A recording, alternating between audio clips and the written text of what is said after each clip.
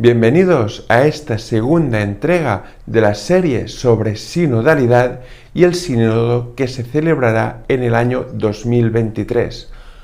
Hoy me acompaña esta litografía sobre uno de los concilios de la época antigua. En el capítulo de hoy tratamos la historia de los sínodos. Adelante con la cabecera.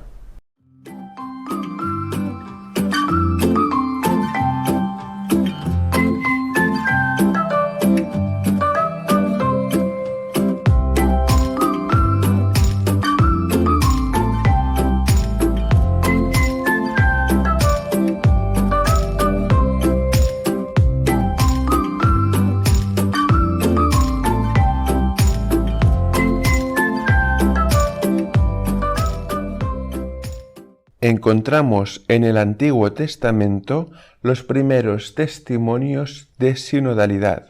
El pueblo era reunido todo en un mismo lugar para recibir la instrucción, la palabra de Dios, en la llamada Cagel, que posteriormente pasará a llamarse en griego la Eclesía. Los encargados de transmitir esta palabra de Dios eran los profetas.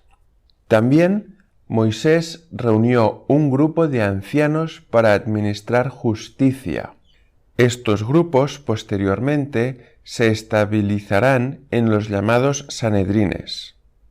En el Nuevo Testamento encontramos la elección de Jesús hacia los 12 apóstoles, los cuales recibirán la exusía, el poder, un poder para bautizar y para predicar la verdad. Todo lo que ellos harán, lo harán en sintonía con el Señor.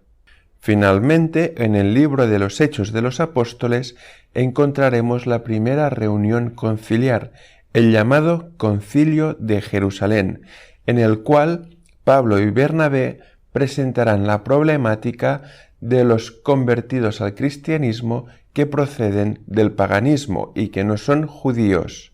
Ante esta problemática, los apóstoles reunidos, capitaneados por Pedro y Santiago, resolverán que los cristianos convertidos que provienen del paganismo no deben asumir la ley mosaica y simplemente deberán observar algunas leyes rituales. Vamos a ver ahora el desarrollo de los sínodos y de los concilios en la época postapostólica. Ignacio de Antioquía, obispo, en el siglo II escribió varias cartas a las iglesias que hoy ocupan la península de la Anatolia. En estas cartas, Ignacio pide que las distintas iglesias deben estar en una misma comunión, deben compartir una misma fe y un mismo sentir de iglesia. Y también recuerda a los fieles de la religión que son compañeros de un mismo camino. Esto es en griego sinodoi. En el siglo III, Cipriano de Cartago formuló un dicho que hoy en día sigue siendo válido y repetido por muchos teólogos. Nihil sine episcopo, es decir, que nadie puede realizar nada en la Iglesia sin el consentimiento del propio obispo. Pero a esta formulación añadió dos formulaciones más. Nihil sine concilio vestro, es decir, que el obispo no puede formular ningún dogma sin ser aconsejado previamente por el consejo presbiteral. Y añadió nihil sine consenso plebis, es decir, que el obispo no puede regir en la Iglesia si no tiene el consejo del pueblo. En el siglo IV empiezan a formarse las primeras provincias eclesiásticas, de las cuales 5 tomarán gran relevancia, formando una pentarquía. Estas son la Iglesia de Roma, de Antioquía, de Alejandría, de Constantinopla y de Jerusalén. Estas 5 sedes episcopales trabajarán juntas, serán llamadas patriarcados y reconocerán a Roma como el primado. El desarrollo de sínodos y de concilios en la Edad Media y en la Edad Moderna representaba la expresión de la Christianitas, del reino cristiano en medio del mundo. Estos sínodos y estos concilios podían ser de ámbito diocesano, de ámbito metropolitano o incluso de ámbito continental. Estos sínodos expresaban la cristiandad del pueblo de Dios y por eso no solo participaba el clero, sino que también participaban los reyes y príncipes de cada estado miembro donde se celebraban estos sínodos como representantes del pueblo laico. Esta fórmula conciliar donde se reunían los obispos con los reyes y príncipes de los estados funcionó bien hasta el concilio de Constanza, en Alemania.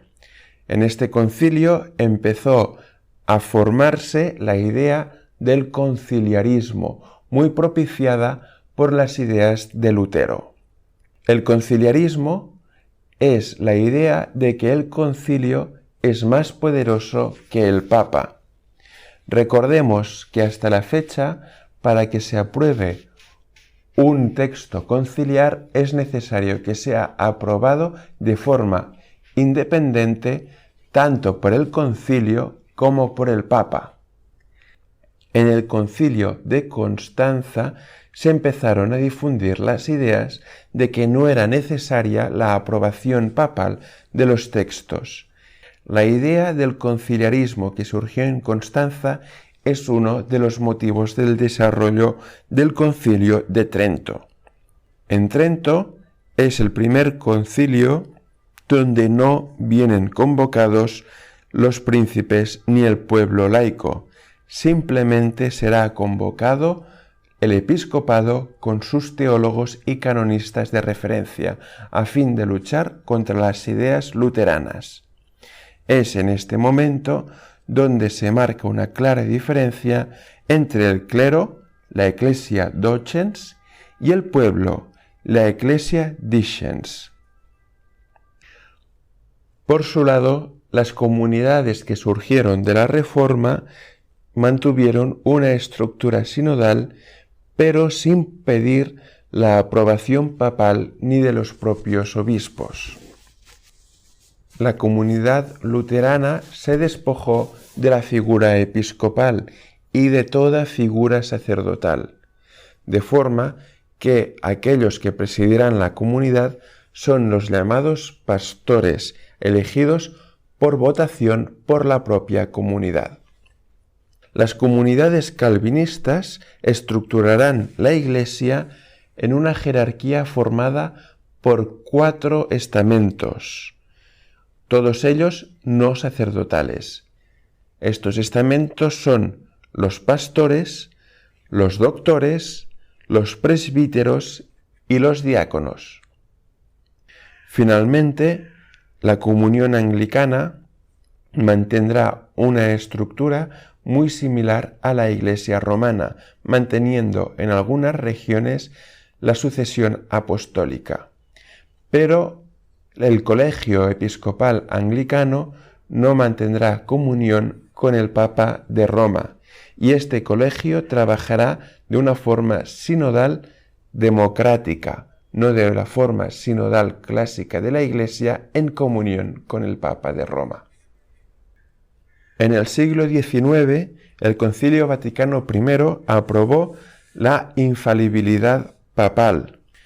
Este dogma pareciera que elimina toda necesidad de consultar al pueblo cristiano sobre su propia fe, ya que otorga al Papa el poder de pronunciar cualquier dogma ex cátedra. Pero hay que recordar que la formulación ex cátedra exige previamente consultar a todo el pueblo cristiano, de forma que la infalibilidad papal solo es realmente infalible cuando existe el consenso de toda la Iglesia, cuando se han consultado todos los obispos.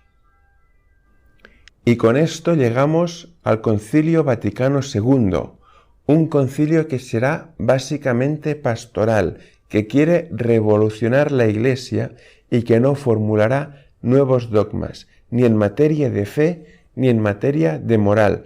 Simplemente estudiará las circunstancias del pueblo cristiano y verá de qué manera es necesario aplicar todo el contenido de fe que ya era practicado a estas circunstancias del siglo XX.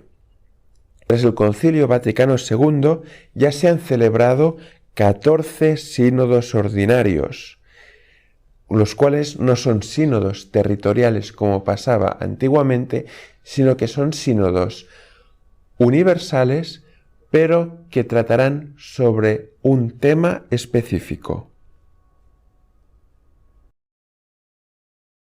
Ya habéis visto, queridos amigos, que esto de la sinodalidad no es un invento del siglo XX, sino que toda la Iglesia desde sus inicios es sinodal. Toda la Iglesia ha intentado siempre estar en comunión, los pastores con los fieles con los pastores y la comunidad terrenal con el Señor. Los medios técnicos hoy en día permiten que los sínodos se desarrollen de una forma distinta, donde todos los fieles cristianos tengan voz. No obstante, en la historia no siempre ha sido así. Las condiciones tecnológicas no permitían la participación de todos los fieles en el sínodo y por eso eran los príncipes y los reyes los encargados de representar al pueblo laico. Espero que la lección de hoy haya sido muy interesante. Si os ha gustado, dadle like, suscribiros en la campanita para las próximas sesiones y os emplazo a la semana que viene, donde trataremos sobre los presupuestos teológicos de la sinodalidad. Hasta la próxima semana. Adiós.